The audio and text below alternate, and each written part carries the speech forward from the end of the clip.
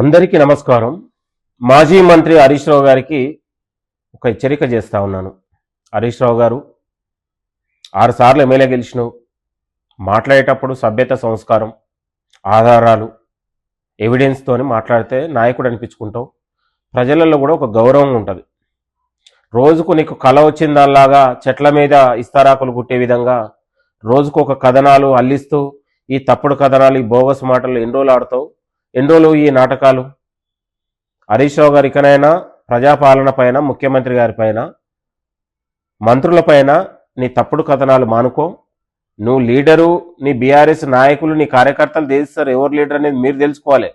నువ్వు లీడర్ కోసం నీ పేపర్ల, టీవీలలో, మీడియాలో ఉండడం కోసం మా ప్రభుత్వం పైన, ముఖ్యమంత్రుల పైన, మంత్రుల పైన ఎందుకు ఈ తప్పుడు కథనాలు, విష ప్రచారాలు, చిల్లర మాటలు మాట్లాడుతున్నావు?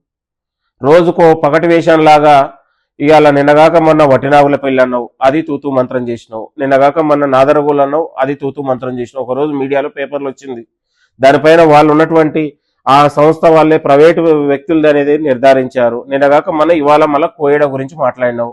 అంటే రోజుకొకటి తప్పుడు కథనాలు అల్లిస్తూ ఎందుకు ప్రజల్ని తప్పుదోవ పట్టించే ప్రయత్నం చేస్తావు హరీష్ రావు గారు? నీకు నిజంగా చర్చ ఏమైనా ఉంటే నిన్నగాక మొన్న 15 రోజులు మా ముఖ్యమంత్రి గారు అసెంబ్లీలో పెట్టారు. నీకుంటే అక్కడ విషయాలు మాట్లాడక పారిపోతారు. ఇక ఇదే గజ్వేల్లో నువ్వు మున్సిపాలిటీ ఎన్నికల పోతే ప్రజలు అక్కడ చెప్పు చూపించారు, అయినా మీకు బుద్ధి రాదాయే. ఇక 6 గ్యారంటీల విషయంలో నువ్వు సిద్దిపేటలో చర్చ పెట్టిన సిద్ధమే, గణపార్క్ దగ్గర చర్చ పెట్టిన సిద్ధమే, అమరవీరుల స్తూపం దగ్గర పెట్టిన సిద్ధమే.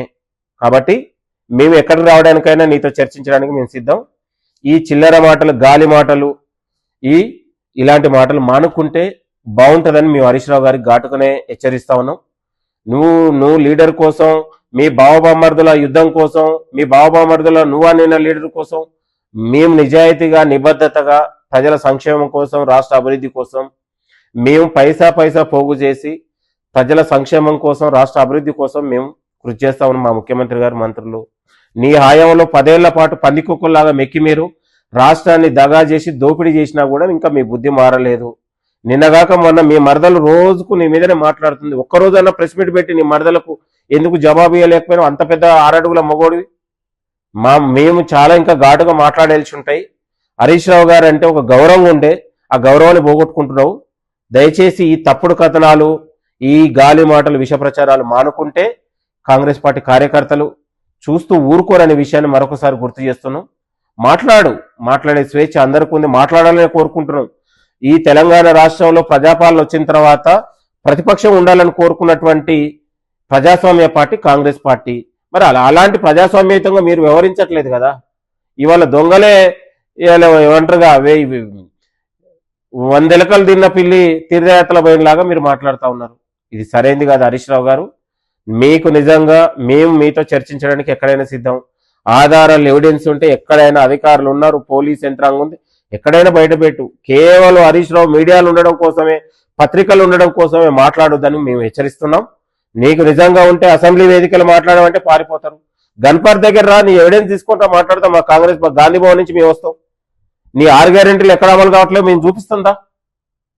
హరీష్ రావు గారు ఇప్పటికైనా దిగజారి మాట్లాడొద్దు, దిగజారిన వ్యాఖ్యలు చేయొద్దని కోరుతా ఉన్నాం. మేము తెలంగాణ రాష్ట్రం కోసం, తెలంగాణ ప్రజల కోసం మా ముఖ్యమంత్రి గారు, మంత్రులు నిరంతరం పనిచేస్తున్నటువంటి ప్రభుత్వం, ప్రజాపాలన మరొక 5 ఏళ్ళు ప్రజాపాలన ఉండబోతుంది. దాంట్లో సందేహం ఏం లేదు. హరీష్ రావు గారు ఎగిరెగిరి పడొద్దు దయచేసి. ఇంకా మేము ప్రజలకు జవాబుదారి పాలనగానే మేము ఉండబోతా ఉన్నాం. ప్రజలు మాకు గొప్ప తీర్పిచ్చారు. ప్రజల కోసం ఇంకేం చేయాలనేది కూడా మేము ఇంకా ఉన్నటువంటి రాష్ట్ర అభివృద్ధి, యువతకు, రైతులకు, మహిళలకు ఇవాళ వాళ్ళు హర్షించే విధంగా మా పాలన ఉంటుంది, మా భవిష్యత్తులో ఉండబోతా ఉంది. దయచేసి ఇలాంటి తప్పుడు కథనాలు మానుకుంటే బాగుంటుందని హరీష్ రావు గారు కూడా హెచ్చరిస్తా ఉన్నాం. ఇకనైనా హరీష్ రావు ఆత్మ పరిశీలన చేసుకొని ఒక ప్రజాప్రతినిధిగా ప్రజలు హర్షించే విధంగా ఉండాలి, కానీ ప్రజలు చీకొట్టే విధంగా హరీష్ రావు వ్యవహారశీలు ఉండొద్దని మరొకసారి హెచ్చరిస్తా ఉన్నాం. థ్యాంక్ యూ, నమస్తే.